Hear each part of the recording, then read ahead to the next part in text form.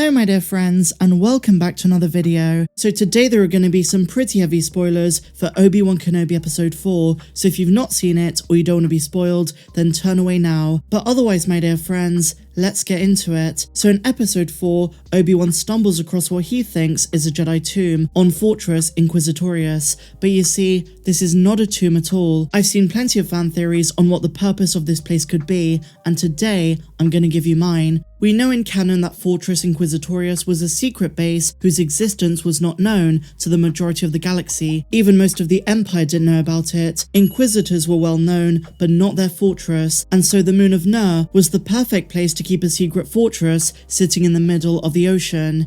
Now we thought we knew the importance of this base, but the Kenobi show's blown it wide open and has just deepened the mystery. Now it is worth pointing out that the Emperor had a lot of confidence in the fortress. He believed it to be so unfindable that it wasn't even fitted with shields. It still had good security though. To be more specific, the Inquisitorial Command Center came equipped with a fleet of TIE fighters. It also had security checkpoints, squadrons of stormtroopers, Imperial officers, seeker droids, and even purge troopers. And as Tala found out when she searched the base's computer system, the fortress was designed to keep its secrets hidden. Obi-Wan accidentally stumbled across one of those secrets and discovered how brutal the Empire's underbelly was. On a secure level heavily guarded by both patrols and droids, he found what he called a tomb. The bodies of slain Jedi and Force sensitives lay intact in stasis. The Jedi were held in a chamber of amber, similar to what we see in Jurassic Park, but unlike what a lot of people think, it was much more than a trophy room. This secret level marks the origins of Palpatine's efforts to attain the unnatural power of immortality, his cloning project. But there is a big twist.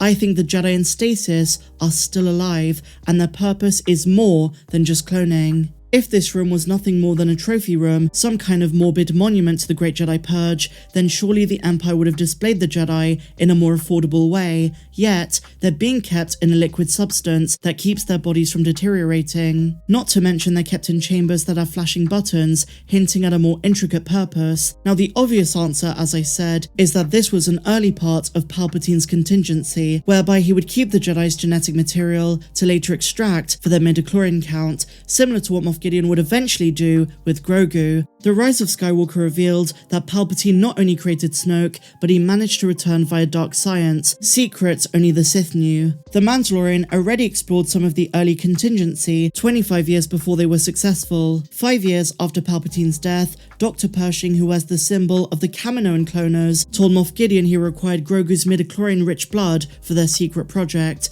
The success of Pershing's efforts would not come for many years, when Snoke eventually took command of the First Order. But much earlier in the timeline in Obi-Wan Kenobi, set a decade before A New Hope, they've revealed that Palpatine's plan began long before he died, and we've even seen it in the Bad Batch Season 1 finale on a private facility Palpatine owned on Wayland. But here is where the theory has a twist. If the Emperor wants the Jedi's highly Force-sensitive blood, those donors would still have to be alive, because when the Jedi die, the Force leaves their material body and they become one with the living Force. Even Dr. Pershing and the Mandalorian warned Moff Gideon that going too far would kill Grogu, and he would no longer be a viable source of midichlorians. And this makes the whole scenario darker, because the fact that they're still alive and only thought out to have blood drawn is a pretty horrible, torturous existence. And while we don't know how the amber liquid preserving them works, the dark sciences within Star Wars, especially in Star Wars Legends, the expanded universe, pushed every boundary you could imagine. Let me put it this way, guys.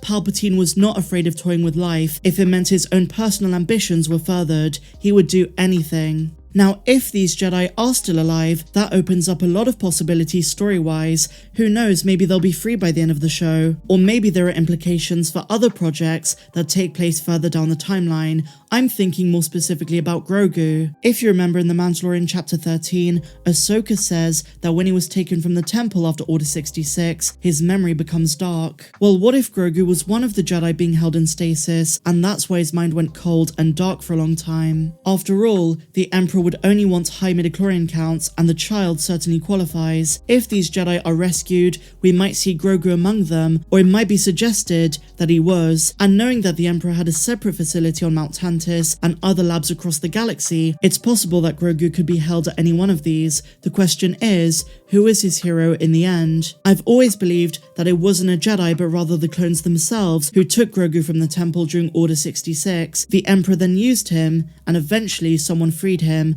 and much later in the timeline, he ends up on Arvala 7. There is still so much story to tell there, and one day, I'm sure we will have a full picture. But for now guys, in the Kenobi show, I think we just witnessed one of the darkest things that Disney Star Wars has ever shown us. It was definitely one of the biggest highlights for me, and came as a massive surprise, but a welcome one. With Deborah Chow's background working on The Mandalorian, I love the parallel drawn here. It shows that she can write a story that's got profundity and implications elsewhere, while also piecing together another part of the complex puzzle that is Palpatine's obsession with immortality. And we all know who he got it from. What I'm saying is, the Kenobi show has sown some pretty vital seeds. We all want answers, but we're just gonna have to be patient. Now, another factor that makes me believe these Jedi are still alive is the fact that their bodies don't have any wounds or visible signs of injury. That's because I think they were captured and placed in this amber soon after arrest. It could be similar to a carbonite situation, where their bodies are stabilized and go into hibernation.